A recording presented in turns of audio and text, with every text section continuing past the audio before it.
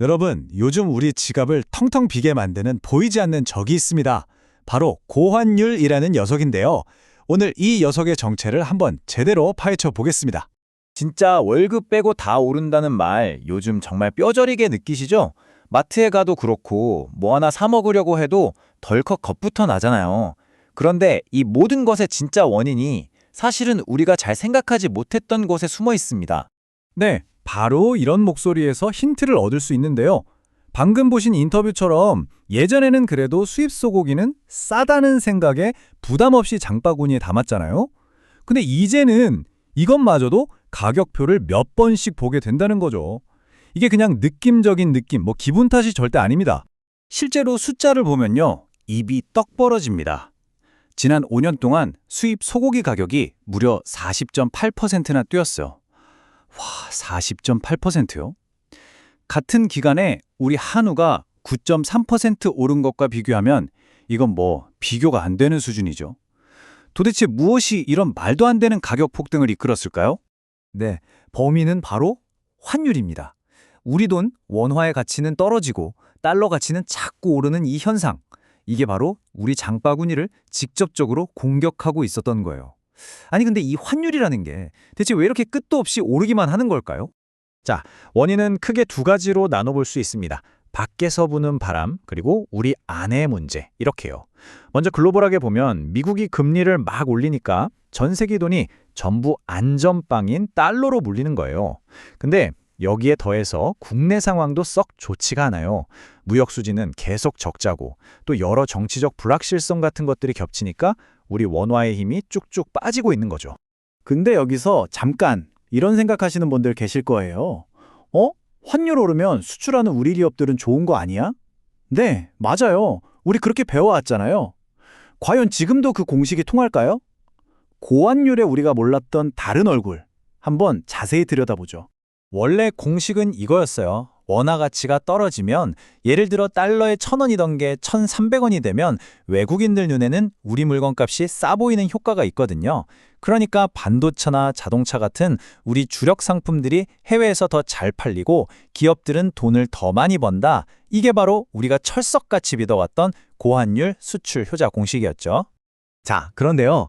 이 슬라이드를 한번 보세요. 정말 놀랍습니다. 이게 바로 반전이에요. 고환율이 계속 아주 길게 이어지면요.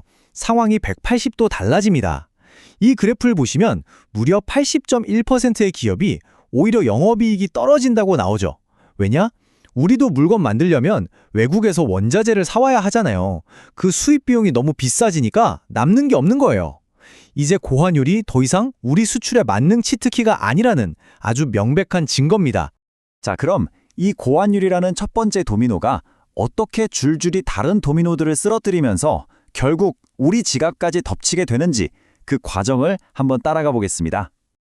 자, 이 흐름을 보시면 정말 간단하고도 무섭습니다. 첫째, 환율이 오릅니다. 그럼 당장 원유, 밀가루, 온갖 부품들, 우리가 수입해오는 모든 것들의 가격이 오르겠죠? 둘째, 이걸로 빵도 만들고 자동차도 만드는 기업들의 원가가 확 올라가요. 그럼 기업들은 어떻게 하겠어요? 그렇죠. 손해보고 팔 순 없으니 결국 제품 가격을 올릴 수밖에 없는 겁니다. 마지막으로 그 부담은 고스란히 최종 소비자인 우리에게 돌아오는 거죠. 이게 바로 물가 도미노 현상의 실체입니다. 이런 현상을 설명하는 좀 전문적인 용어가 있는데요. 바로 환율 전가율이라고 합니다. 말이 좀 어렵죠? 그냥 쉽게 말해서 환율이 10% 올랐을 때 최종 물가는 과연 몇 %나 따라오르냐 이걸 따지는 비율이에요. 당연히 이 전가율이 높으면 높을수록 환율 쇼크가 우리 물가에 미치는 충격이 어마어마하게 커진다는 뜻이겠죠. 근데 진짜 문제는요. 이 도미노가 한 번 쓰러지고 끝나는 게 아니라는 겁니다. 이게 계속 돌고 돌면서 우리 경제 전체를 아주 위험한 악순환의 늪에 빠뜨릴 수 있다는 거예요. 자, 이 악순환의 구조를 한번 보세요. 이 진작 딜레마거든요. 고환율 때문에 물가가 계속 오르죠. 그럼 중앙은행은 물가를 잡아야 하니까 금리를 내릴 수가 없어요. 오히려 올려야 할 판이죠. 근데 고금리가 계속되면 어떻게 되나요? 우리 같은 서민들이나 기업들, 대출이자 감당이 안 되잖아요. 그럼 당연히 허리띠 졸라매고 돈을 안 쓰게 되겠죠. 소비가 죽고 내수가 침체되고 결국 경제 전체가 회복할 힘을 잃어버리는 겁니다. 이게 바로 고환율이 만드는 무서운 복합 악순환입니다. 이게 얼마나 심각한 상황인지는 한국은행 총재의 이 말 한마디에서 딱 드러납니다. 우리가 옛날에 겪었던 IMF 외환위기 같은 그런 전통적인 금융위기는 아니라는 거예요. 하지만 다른 방식으로 어쩌면 더 교묘하게 우리를 옥죄는 또 다른 종류의 위기라는 거죠. 그만큼 걱정이 크다는 뜻입니다. 자, 그렇다면 이 복잡한 위기 속에서 우리는 어떤 선택을 해야 할까요? 지금 정책을 결정하는 사람들은 정말이지 아주 어려운 선택의 기로에 놓여 있습니다. 오늘 이야기의 가장 중요한 핵심, 결론입니다. 우리는 이제 새로운 시대, 뉴노멀의 시대를 살고 있다는 거예요. 고환율로 잠깐 수출이 잘 되는 그 단기적인 이익보다 전 국민이 겪어야 하는 이 장기적인 물가 상승의 고통이 훨씬 더 커져버린 시대. 예전에 통했던 그 성공 공식은 이제 폐기 처분해야 할 때가 온 겁니다. 마지막으로 여러분께 이 질문을 던지면서 마무리하겠습니다. 수십 년간 우리 경제를 이끌어온 동력이자 어쩌면 미덕처럼 여겨졌던 수출을 위한 고환율. 과연 지금 우리 경제가, 우리 사회가 그 정책이 요구하는 고통스러운 대가를 더 이상 감당해낼 수 있을까요?